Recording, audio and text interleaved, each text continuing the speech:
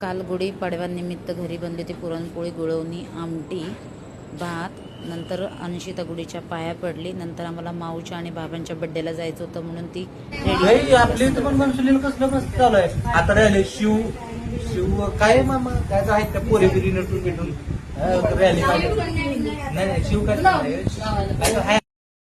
तुला आमच्या रेडी होण्यासाठी खूप टाइम लागतो आणि वरून हसतात पण माझ्याकडे बघून.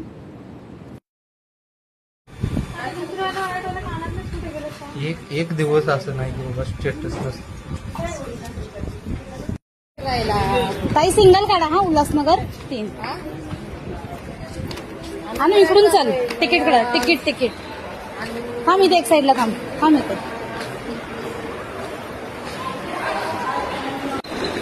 नंतर आम्ही घनसोली स्टेशनला पोहोचलो. अंशिताची खूप घाई चाललेली. मम्मा कधी ट्रेनिंग मयंक एकदम फास्ट चालत होते. त्याच्यानंतर ट्रेनमध्ये 80 लोकांची झाली मस्ती लटकत होते. ठाण्यावरून आम्ही 6:22 अंबरनाथ ट्रेन पकडली. बस आम्ही पोहोचलो उल्हासनगरला आंटी आईच्या घरी. तिथून अंशिता सगळ्यांना हाय बाय चाललं होतं. पूर्ण फॅमिलीला भेटणं चाललं होतं त्यांचं. इकडे ये बाळ, इकडून ये. बेडरूम मध्ये चल.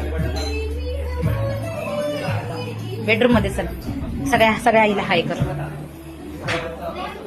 चल इकडे चल. ह्या बेडरूम मध्ये चल. काकेला हाय कर. जा लवकर पुढे जा. हाय कर. या मोनिताईला हाय कर. या आईला हाय कर. आईला हाय कर. चालू होतं अंशिताचं, कारण ती मला आधीच बोललेली मम्मा दोन्ही पण आईला हाय कर. मी सगळ्यांना हाय कर. आणि मल्हारला पण हाय कर. आईची तब्येत ठीक नव्हती म्हणून ती झोपली होती. उतर खाली. माझ्या त्या बाबाकडे जा. झाली होती हाय कुणाला करायचं म्हणून. हा कर. बाबाला हाय कर. अगं इथं बाबाला हाय कर. मामाला हाय कर. गोट्या मामाला कर. गोट्या मामाला. हा चला आता इकडच्या बेडरूम मध्ये. इकडे इकडच्या बेडरूम मध्ये.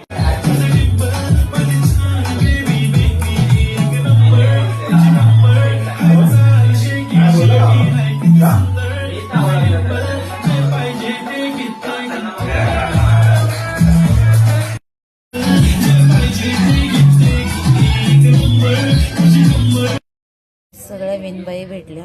खूप छान वाटलं. खूप दिवसानंतर एकमेकाला सगळेजण भेट. केक कटिंग झाल्यानंतर तिला आम्ही गिफ्ट दिलं.